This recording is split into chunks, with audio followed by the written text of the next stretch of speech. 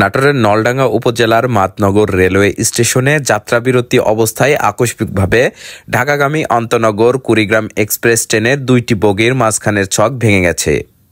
এতে ট্রেনের বগি দুটি বিচ্ছিন্ন হয়ে গন্তব্যের উদ্দেশ্যে ছেড়ে দিতে 1 ঘণ্টা দেরি হয়েছে ট্রেনটির।